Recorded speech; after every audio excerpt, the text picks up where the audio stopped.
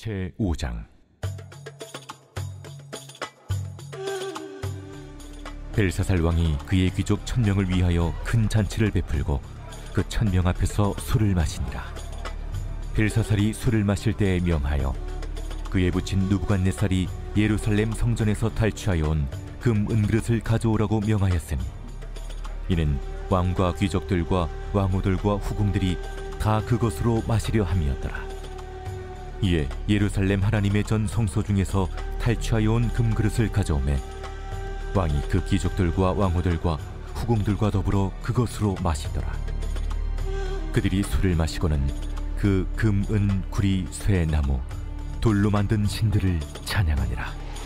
그때 사람의 손가락들이 나타나서 왕궁 촛대 맞은편 석회벽에 글자를 쓰는데 왕이 그 글자 쓰는 손가락을 본지라. 이에 왕의 즐기던 얼굴빛이 변하고 그 생각이 번민하여 넓적다리 마디가 눕는 듯하고 그의 무릎이 서로 부딪힌지라. 왕이 크게 소리질러 술객과 갈대아 술사와 점쟁이를 불러오게 하고 바벨론의 지혜자들에게 말하되, 누구를 막론하고 이 글자를 읽고 그 해석을 내게 보이며 자주색 옷을 입히고 금사슬을 그의 목에 걸어주리니 그를 나라의 셋째 통치자로 삼으리라. 그때 왕의 지혜자가 다 들어왔으나 능히 그 글자를 읽지 못하며 그 해석을 왕께 알려주지 못하는지라. 그러므로 벨사살 왕이 크게 번민하여 그의 얼굴빛이 변하였고 귀족들도 다 놀라니라. 왕비가 왕과 그 귀족들의 말로 말미암아 잔치하는 궁에 들어왔더니 이에 말하여 이르되, 왕이여, 만수무강하옵소서. 왕의 생각을 번민하게 하지 말며 얼굴빛을 변할 것도 아니니이다. 왕의 나라에 거룩한 신들의 영이 있는 사람이 있으니 곧 왕의 부친 때에 있던 자로서 명철과 총명과 지혜가 신들의 지혜와 같은 자니이다.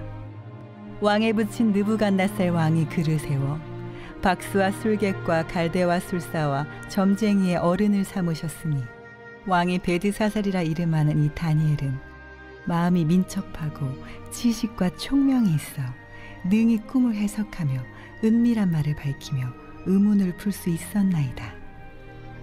이제 다니엘을 부르소서. 그리하시면 그가 그 해석을 알려드리리이다. 이에 다니엘이 부름을 받아 왕의 앞에 나오매 왕이 다니엘에게 말하되, 네가 나의 부왕이 유다에서 사로잡아온 유다 자손 중에 그 다니엘이냐? 내가 네게 대하여 들은즉 네 안에는 신들의 영이 있으므로 네가 명철과 총명과 비상한 지혜가 있다 하도다. 지금 여러 지혜자와 술객을 내 앞에 불러다가 그들에게 이 글을 읽고 그 해석을 내게 알게 하라 하였으나 그들이 다 그 해석을 내게 보이지 못하였느니라. 내가 네게 대하여 들은즉 너는 해석을 잘하고 의문을 푼다 하도다. 그런즉 이제 네가 이 글을 읽고 그 해석을 내게 알려주면 네게 자주색 옷을 입히고 금사슬을 네 목에 걸어주어 너를 나라의 셋째 통치자로 삼으리라. 느부갓네살 왕의 아들 벨사살 왕이 왕궁에서 큰 연회를 벌였습니다. 귀족 1000명을 모아놓고 아주 큰 파티를 열었는데요. 왕궁에서 파티는 늘상 있는 일이기 때문에 그게 큰 문제가 되는 것은 아닙니다.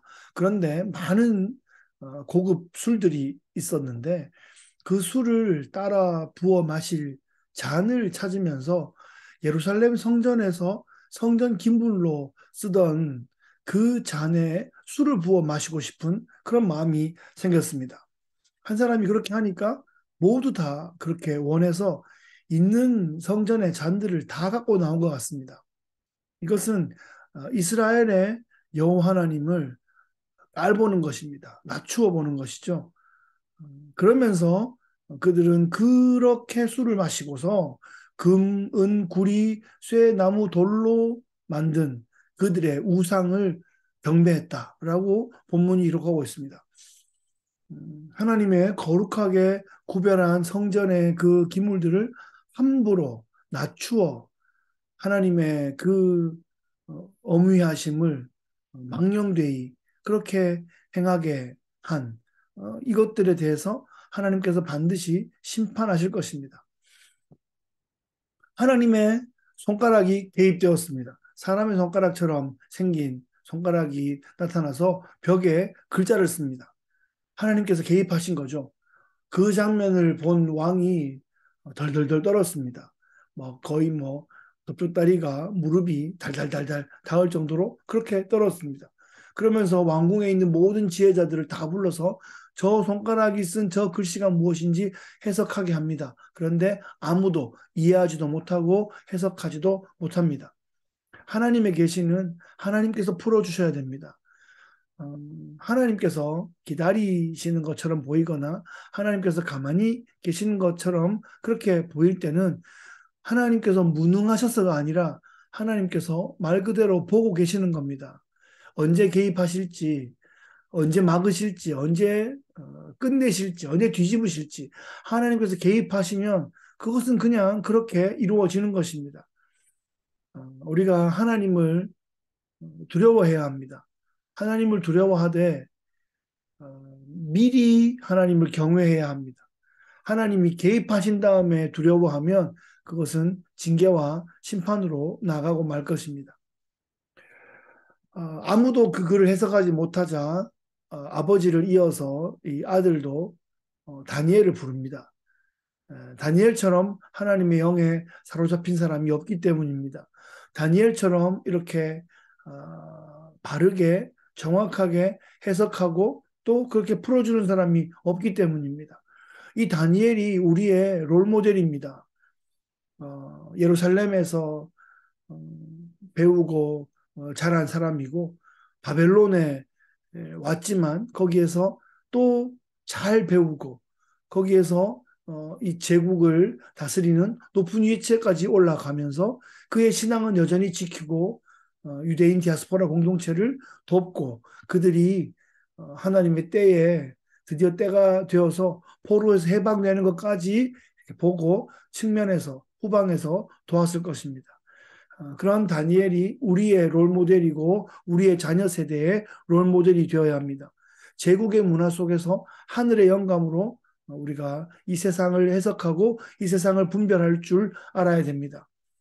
세상은 하나님을 두려워하면서 하나님의 그 영감받은 해석자들에게 모여올 것입니다. 우리가 그때를 위하여 말씀과 진리에 대해서 우리가 깊이 있게 이해하고 또 잘 준비해야 할 것입니다. 소망에 관한 이유를 묻는 자들에게 대답할 것을 함께 잘 준비하면 좋겠습니다. 오늘도 그 마음으로 그 영감으로 승리하시는 귀하고 복된 하루 되시기를 예수 그리스도의 귀하신 이름으로 축복합니다.